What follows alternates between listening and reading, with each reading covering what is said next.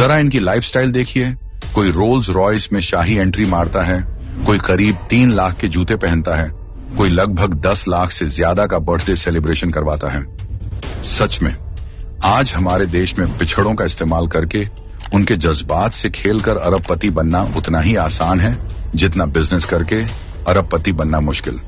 अब देखिए चंद्रशेखर आजाद रावण को, जिन्हें सांसद बने अभी 1 साल भी नहीं हुआ, और जनाब अमेरिका में लगभग नीता अंबानी के गाड़ी जितनी महंगी करीब 6 से 7 करोड़ रुपए की रोल्स रॉयस में सैर कर रहे हैं। भारत में दलितों की हालत पर आंसू बहाकर वोट मांगते हैं और फिर उन्हीं वोटों की वैल्यू को डॉलर में बदलकर अमेरिका की सड़कों पर रईसी का जुलूस निकालते हैं।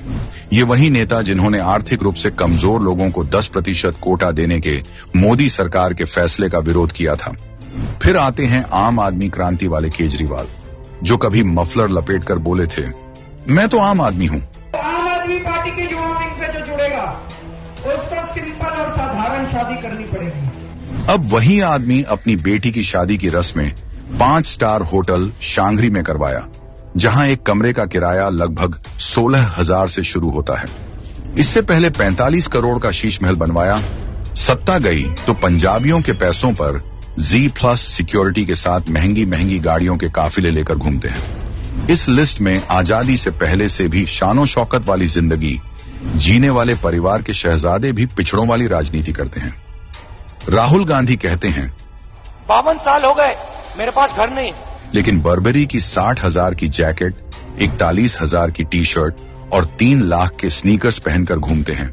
हर महीने विदेशी ट्रिप और महंगाई की पदयात्रा भी 41,000 की टी शर्ट पहनकर निकालते हैं। समाजवादी पार्टी भी पीडीए कहकर अब संपन्नवादी पार्टी बन चुकी है। 40 करोड़ की संपत्ति और 25,000 की जैकेट पहनने वाला बेटा।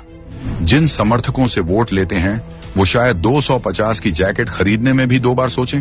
लालू और तेजस्वी का तो क्या ही कहना, गरीबों का नाम लेकर आज राजसी साम्राज्य खड़ा किया है।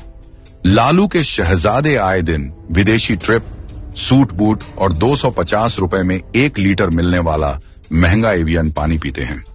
लगभग 10 लाख से अधिक रुपयों का खर्च सिर्फ बर्थडे सेलिब्रेशन के पहनावे पर होता है। गरीबों और अल्पसंख्यकों के नाम की राजनीति करने वाले ये सारे नेता उनके लिए भले ही कुछ न किया हो, लेकिन खुद का घर भरने में कोई कसर नहीं छोड़ी। 2014 में ओवैसी के पास 4 करोड़ से अधिक की संपत्ति थी, जो 2024 में बढ़कर 19 करोड़ से भी ज्यादा हो गई। इन पर वक्फ की 3,000 करोड़ की संपत्ति हड़पने का आरोप है।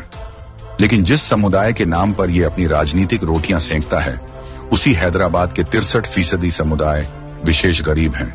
असलियत ये है कि इन नेताओं ने पिछड़ा सिर्फ एक शब्द नहीं, एक सीढ़ी बना ली है जिससे वो सत्ता की ऊंचाई पर चढ़ते हैं। ये लोग कभी वोट के लिए मिट्टी के बेटे बन जाते हैं और चुनाव जीतते ही मर्सिडीज के मालिक।